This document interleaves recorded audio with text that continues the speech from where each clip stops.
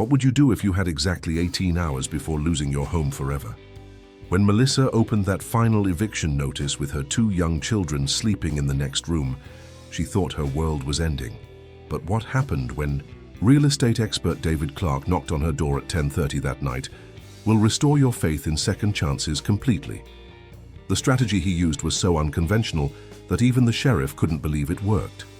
If you're facing your own financial nightmare right now, what you're about to witness will prove that no situation is truly hopeless when you know the right moves. Stay locked in, because this rescue story defies everything you think you know about real estate and emergency intervention. The transformation you're about to see is nothing short of miraculous and will change how you view crisis forever. Melissa Rodriguez stared at the bright orange notice taped to her front door, her hands trembling as she read the words that would haunt any parent for the rest of their life. Eviction final notice, 18 hours remaining. After that, the sheriff would arrive to remove her and her 6-year-old daughter Emma and 4-year-old son Lucas from the only home they had ever known in their young lives. 3 months behind on rent, her savings completely drained after losing her job at the medical clinic, where she had worked faithfully for 4 years, Melissa had exhausted every option she could think of in her desperate attempts to save her family. The food bank visits that left her feeling ashamed and grateful simultaneously, the desperate calls to family members who couldn't help despite their genuine desire to assist, the sleepless nights spent wondering how she would explain homelessness to her children, who still believed their mommy could fix anything that went wrong in their small world. Standing in her empty kitchen at 11 o'clock that Tuesday night, the refrigerator humming its familiar tune while containing nothing but condiments and half a gallon of milk that would have to last until somehow money appeared, Melissa felt the weight of complete defeat crushing down on her shoulders like a physical force threatening to drive her to her knees. Tomorrow morning, everything they owned would be sitting on the sidewalk while her babies asked questions she couldn't bear. To answer about why strangers were touching their belongings and why they couldn't go home anymore. She had applied for emergency assistance from every government agency she could find, called every charity in the phone book until her voice was hoarse from explaining her situation repeatedly, and even considered the unthinkable option of surrendering her children to temporary foster care, just to ensure they had a roof over their heads and food in their stomachs. The landlord had been patient for months, understanding her situation and genuinely wanting to help, but even his compassion had limits when his own mortgage payments were due and his family depended on rental income to survive. As darkness fell over their quiet neighborhood, Melissa sat on the edge of her bed, watching her children sleep peacefully, unaware that tomorrow would change everything they thought they knew about security and home. That's when she heard the gentle knock on her door that would transform her family's destiny forever. It was David Clark, and what he was about to propose would challenge everything she thought she knew about real estate, crisis intervention, and the power of strategic thinking in desperate situations. Hopeless? Don't give up, because the incredible rescue you're about to witness will change everything. David Clark had received Melissa's information through a network of community advocates who connected distressed families with real estate professionals, willing to provide emergency consultation at no cost to families facing immediate displacement.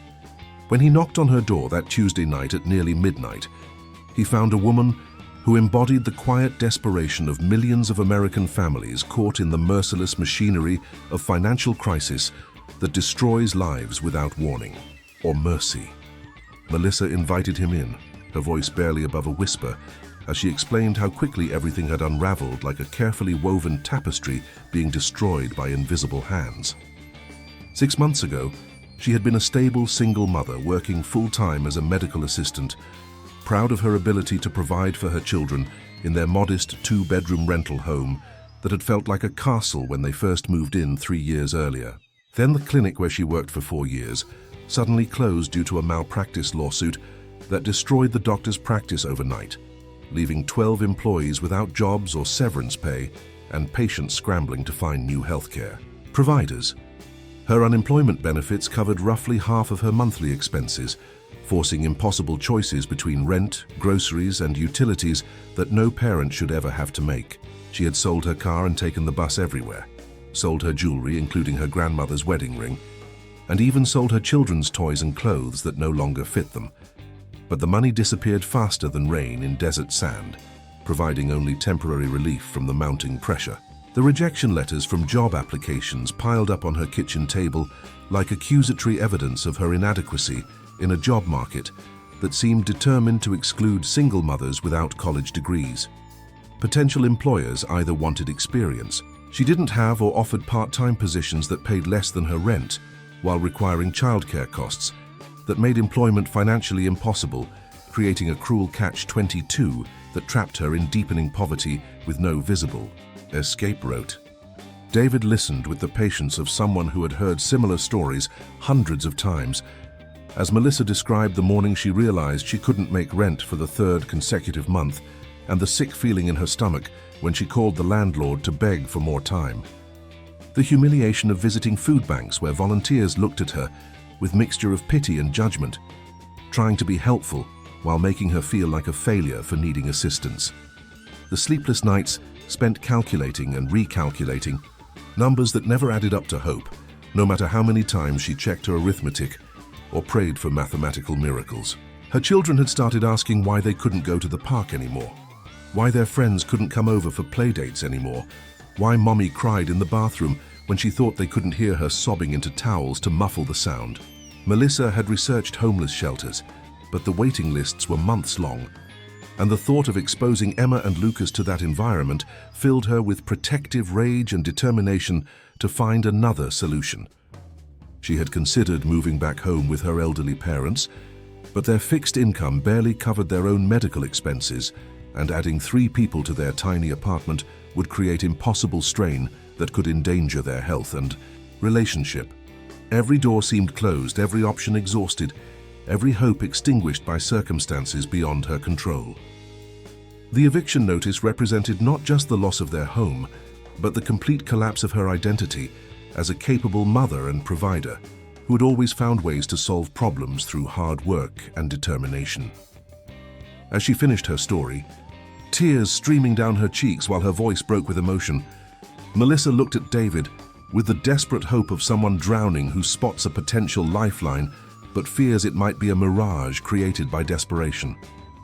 She had no idea that this conversation would introduce her to concepts that could transform not just her immediate crisis, but her entire understanding of wealth building and real estate strategy that most people never learn. David's approach would incorporate principles that Robert Kiyosaki had taught about leveraging crisis situations into opportunities, but adapted for emergency intervention rather than long-term investment planning. The skepticism in Melissa's eyes was understandable. She had been promised help before, only to discover that good intentions couldn't overcome systemic barriers and financial reality that crushed dreams beneath bureaucratic indifference. Heartbroken? Subscribe right now, because the life-saving method he reveals next has rescued thousands from financial ruin.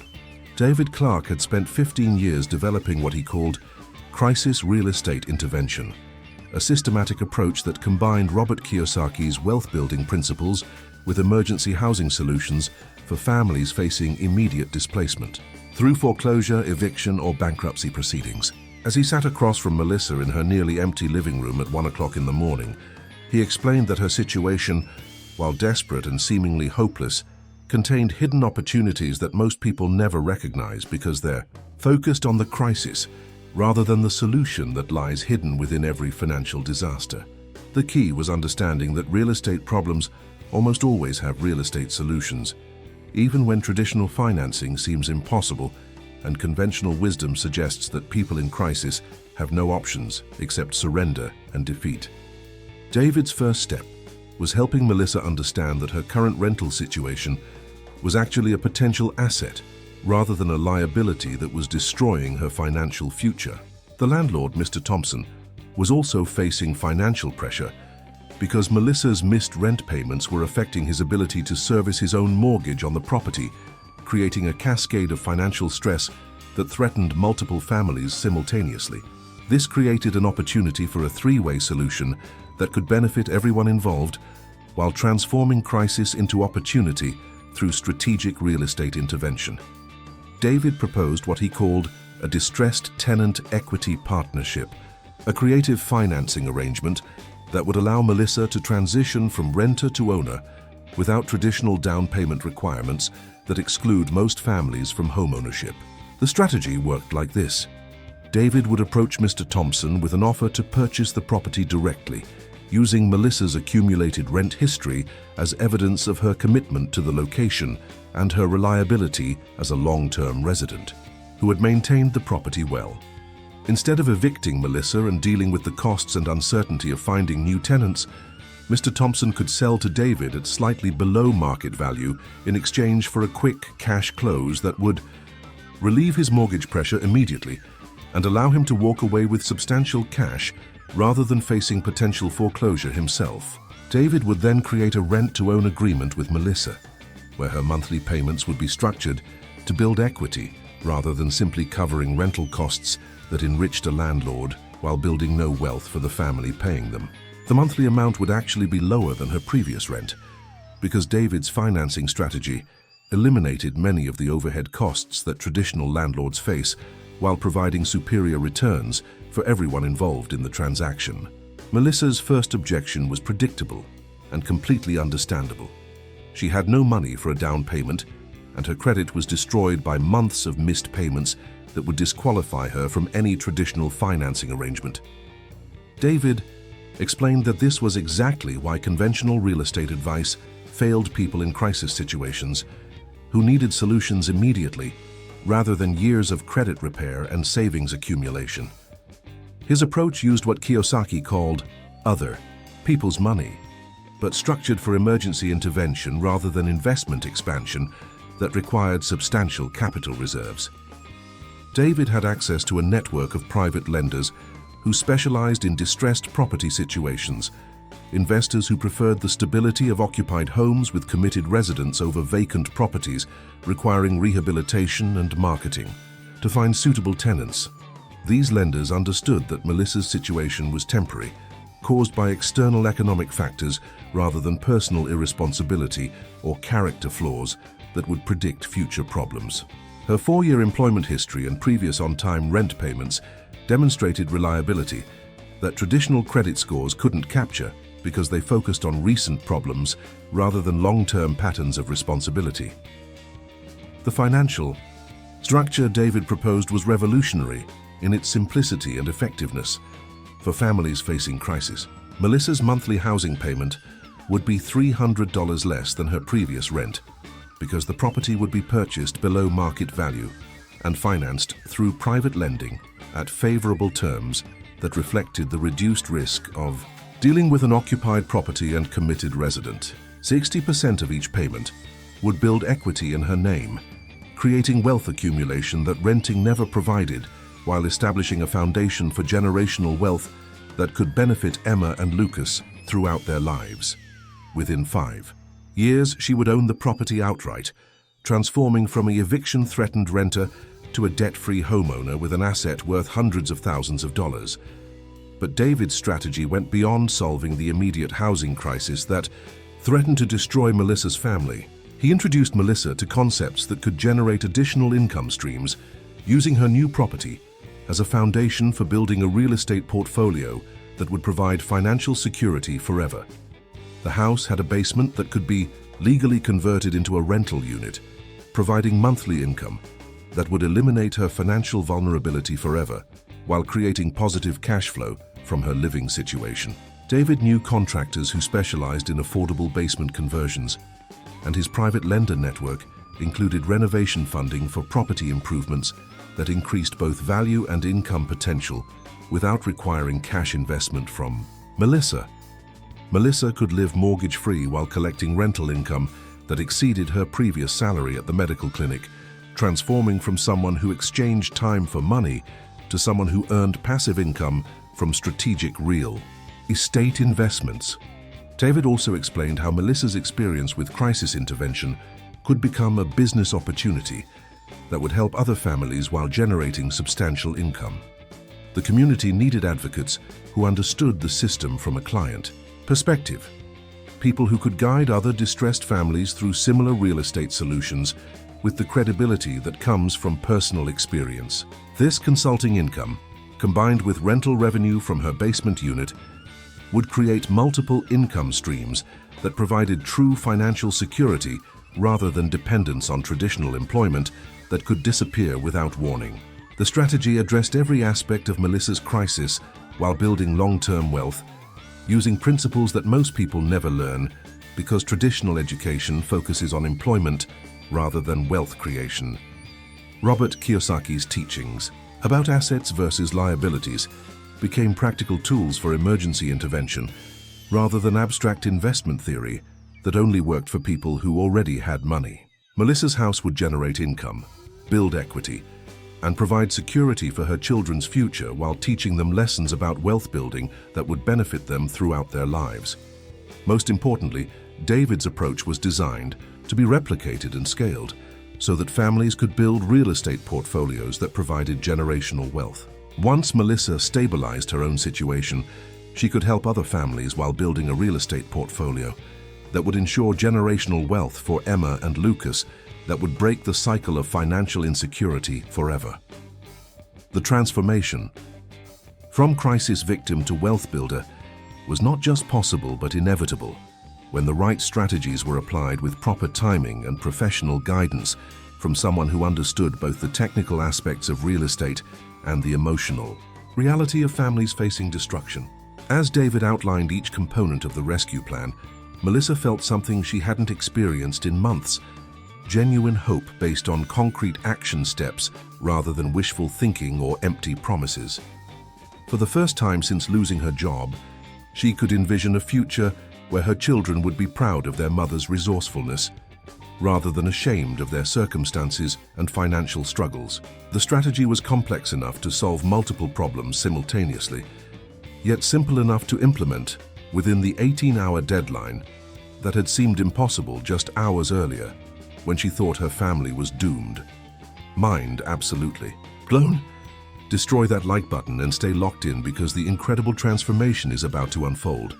What happened next could only be described as a masterclass in crisis real estate intervention, executed with precision timing that defied conventional wisdom about emergency situations and proved that impossible circumstances can be transformed through strategic thinking and professional networks. David Clark spent the next 4 hours implementing a rescue operation that would transform Melissa's family from homeless to homeowners before the sheriff's arrival, demonstrating that real estate solutions exist even in the most desperate circumstances when you have access to the right strategies and resources. His first call was to Mr. Thompson, Melissa's landlord, who had been dreading the eviction process as much as Melissa feared it, because empty properties create ongoing expenses without generating income while requiring time and money to find suitable replacement tenants. David's offer was straightforward and irresistible: immediate cash purchase at 90% of market value, closing within 12 hours, with all legal costs handled by David's team of real estate attorneys who specialized in emergency transactions. Mr. Thompson could eliminate his problem tenant situation while receiving enough money to satisfy his mortgage obligations and walk away with substantial cash rather than facing months of uncertainty and legal expenses. The speed and certainty of David's offer was worth the modest discount on sale price because it provided immediate relief from financial pressure that had been keeping him awake at night. While David's attorney prepared emergency purchase contracts, using expedited processes that most people don't know exist, Melissa witnessed something she had never seen before: a crisis being transformed into opportunity through strategic thinking and professional networks that most people never know exist. David's private lender, Sarah Chen, specialized in distressed property acquisitions and had funds available for immediate deployment because she understood that crisis situations often present the best investment opportunities for people who can move quickly. Her underwriting process focused on property value and buyer commitment rather than traditional credit metrics that punished people for circumstances beyond their control while ignoring evidence of long-term reliability and responsibility. Sarah understood that Melissa's employment history and community ties represented stability that credit scores couldn't measure, because they reflected recent circumstances rather than character and commitment patterns. The financial structure they created was unlike anything Melissa had encountered in traditional banking institutions that focused on exclusion rather than inclusion. Her monthly payment would be $450, compared to her previous rent of $750, representing not just savings, but equity accumulation that would build wealth rather than enriching a landlord who provided no path to ownership. The difference wasn't just mathematical. It represented a fundamental shift from expense to investment that would transform her family's financial future forever. Sarah's lending terms included a provision for payment reduction if Melissa experienced temporary income interruption, acknowledging that financial recovery requires flexibility rather than rigid demands that could trigger additional crisis.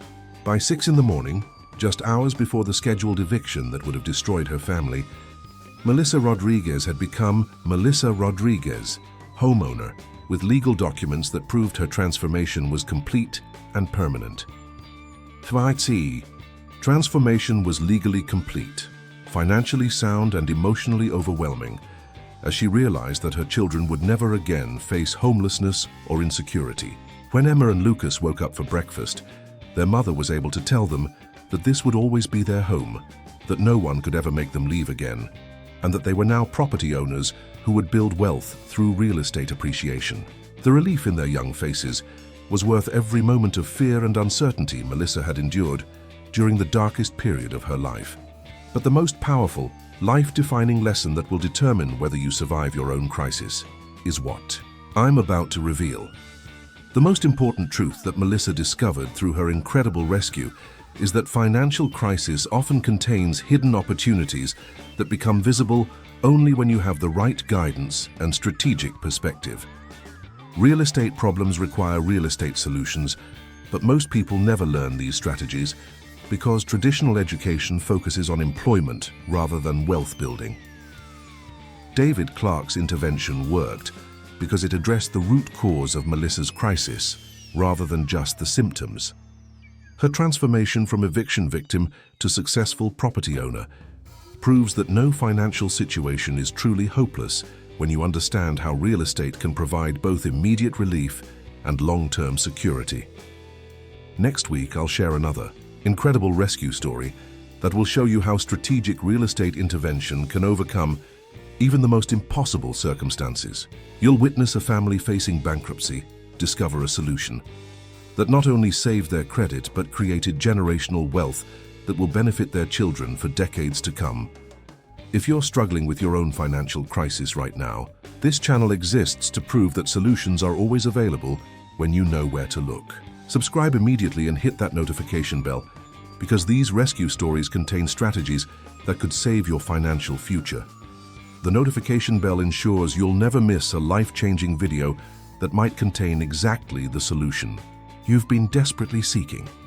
Hit that like button if Melissa's story gave you hope that your situation can be transformed through strategic action rather than wishful thinking. Share this video with anyone you know who's facing foreclosure, eviction, or any housing crisis, because these strategies work regardless of how desperate the situation appears. Leave a comment telling me about your own financial challenges, because this community exists to support each other through crisis and celebrate victories together. Your engagement with likes, shares, and comments helps YouTube show these rescue videos to families who need hope the most. I read every comment and respond personally because I understand that behind every financial crisis is a real family with real fears and real dreams. Support this channel's mission by becoming an active subscriber who participates in our community of people who believe that strategic intervention can overcome any obstacle. Remember, your real estate empire starts with your next decision. Make it count.